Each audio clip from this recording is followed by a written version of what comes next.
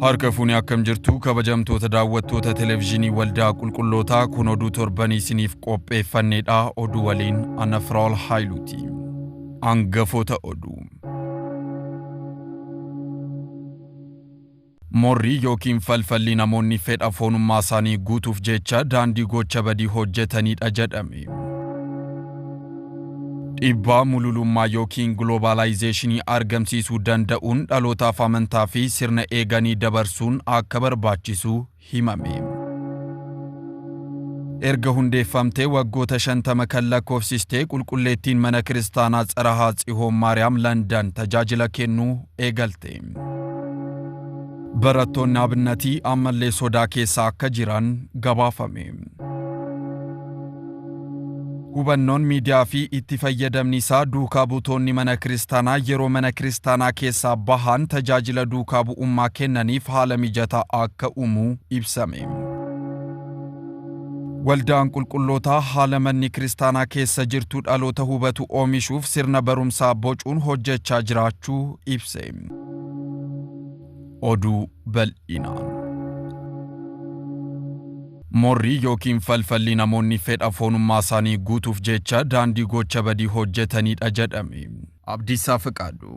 Morrii gocha dogoggorsiisaa seeraan amantaadhaan aadaa hawaasaatiinis kan dhorkamee fi fudhatama kan hin qabnedha. Mana kiristaanaa Isxifaanositti itti gaafatamaa kutaa lallaba wangeelaa kan ta'an lubni Siisaay Kaaseen akka jedhanitti hojiin akkasii kun jecha Waaqayyoo kan faallessu akka ta'e himan. Namni tokko itti yaadee dogoggorsiisuun waliin dha'uun faayidaa dhuunfaaf jecha irra caalaatti qarshii argachuuf jecha kan raawwatudha. Walumaa galatti morrii akka seeraatti hanga yakka waggaa 5 kan adabsiisudha. Kan jedhan ammoo gorsaa seeraa fi abukaatoo Diyaaqoon Zakkaariyaas Wadaaj mora nan beeka jechuun yakka seeraatiin keeyyata 700 irratti kan ibsamee jiru yakka dogoggorsiisuutiin kan gaafachiisuu fi karaa qaxxaamuraatiin duroomuuf of guddisuuf hojiin hojjetamu kamiyyuu seeraanis amantaadhaanis kan balaaleffatamu akka ta'es kaasaniiru. Dhumarrattis Waaqayyoon qofatti amanuun jiruu isaanii fooyyessuuf cimanii hojjechuun gocha Waaqayyoo jaallatuu fi kan namoonni ammoo itti walii galan akka ta'e dhaamsa dabarsaniiru.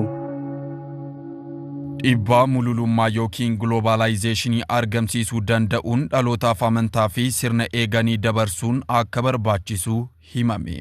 Biruuk Baraddad dabalata qaba.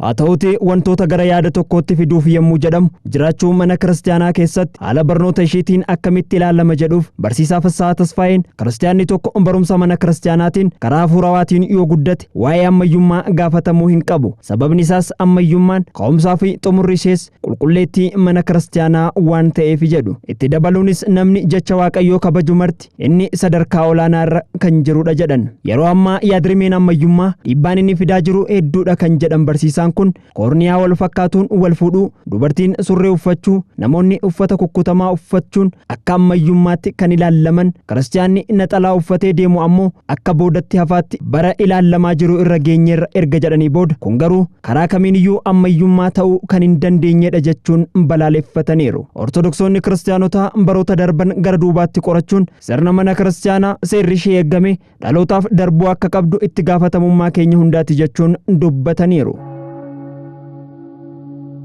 Erga hundeeffamtee waggoota 50 kan lakkoofsistee qulqulleettiin mana kiristaanaa Tsarahaa Tsihoon Maariyaam London tajaajila kennuu eegalte. Torban darbee kana ijaarsi qulqulleettii mana kiristaanaa Tsarahaa Tsihoon Maariyaam London ijaarsi xumuramee eebbifamoo qulqulluu Abuna Yaaqoob hangafa Phaaphaasii kutaalee lallaba bahaa fagoo Ingilizii, Ayerlaandii fi naannoodhaan eebbifamuudhaan tajaajila kennuu eegalteetti. Tajaajiltoonni fi amantoonni qulqulleettii mana kiristaanaa Tsarahaa Tsihoon Maariyaam London gamoo mana kiristaanaa dhaabbataa akka qabaataniif waggoota dheeraaf carraaqqii guddaa akka godhan ni beekama. Baasii ijaarsaa kanaaf deeggarsi maallaqa qindoomina Doonkii Tiyuub miidiyaadhaan addunyaa mararraa walitti qabamuun guyyaadhuma kana hojii gaggeessaa kutaa lallabichaa Malaaka Gannat Qasiis Kaffaluu Aschaalaw tajaajiltoota fi keessummoonni bakka argamanitti eebbifamuun tajaajila kennuu jalqabdeetti.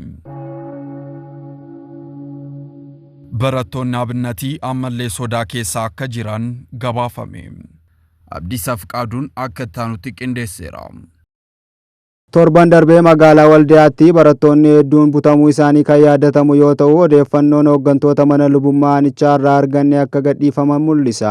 Akka ibsa hojii gaggeessaa mana lubummaa aanaa Waldiyaa kan ta'an Meggaabii Xibabaa Takilele Biraan barattoota lakkoofsaan 12 ta'an butamuu fi akka gadhiifaman taasisuu danda'amuu himan. Hojii gaggeessaa mana lubummaa aanaa Wadilaa Malaaka Tsaayii Barsiisaa Hayimaanoot Abbabaan gama isaaniitiin barattoota 30 ta'an waraana akka ta'aniif butamanis hooggantoota olaanoo waliin waliif bilbiluun akka gadhiifaman taasisuu danda'amu fuuldurattis barattoota abinat irratti gochi akkasii akka irra hin deebi'amne waliin dubbachuu himan. Barattoonni butaman haa gadhiifaman maleeyyuu haalli nagaa fi tasgabbii jiru waliin sodaa keessa akka jiranii itti gaafatamtoonni mana lubummaa aanichaa kunneen dubbataniiru. Hubannoon miidiyaa fi itti fayyadamni isaa duukaa buutonni mana kiristaanaa yeroo mana kiristaanaa keessaa bahan tajaajila duukaa bu'ummaa kennaniif haala mijataa akka uumu ibsame. Oduu dabalataaf Biruk Baraddad. Carraan miidiyaan uumuu addunyaa kana harka keenyaan arguu kan nu dandeessisedha. Kun gaariis ta'ee hamaa addunyaa irratti dhiibbaa uumuu keessatti gahee guddaa qaba. Kanaafuu duukaa buutonni mana kiristaanaa akkamitti miidiyaa hubatu gaafii jedhuuf Diyaaqoon Suraafeel Tsaggaa Za'ab ibsa kan kennan yoo ta'u miidiyaan yaada mana kiristaanaa addunyaa maraaf kan ittiin waliin geenyudha. Akkasumas wantoonni addunyaa keessatti raawwatamu dhaloonni maal beeka maal hubachaa jira kan jedhus barsiistonni hubachuudhaan deebii akka itti kennaniif gahee olaanaa akka qabu himaniiru. Waldaan qulqullootaa haala manni kiristaanaa keessa jirtu dhaloota hubatu oomishuuf sirna barumsaa bocuun hojjechaa jiraachuu ibse. Waldaan qulqullootaa barsiisuun leenjisuun akkasumas tajaajila keessatti hirmaachuun haala yeroo ammaa qulqulleettii mana kiristaanaa hubate balaa irraa eeguun tajaajila irratti bobba'uun faayidaa mana kiristaanaa dhaloota eegsisuu danda'u oomishaa akka jiru ibsee jira. Kanneen keessaa hojiin dhaabbilee barnoota olaanoo keessatti hojjetamaa jiru hubatamuu akka qabu Diyaaqoon Baharuu Birhaanuun ibsanii jiru. Itti dabaluunis waldichi hojii itti fufee jiru kana keessatti rakkooleen dargaggoota Ortodoksii mudataniif furmaata kennaa akka jirus hubachiisaniiru. Hojii gaggeeffamaa jiru bu'aa qabeessa taasisuu keessattis gaheen qooda fudhattootaa olaanaa akka ta'es eeranii jiru. Egaa kabajamtoota daawwattoota keenyaa oduu torbanii isiniif qopheeffanne kanumaan goolabama.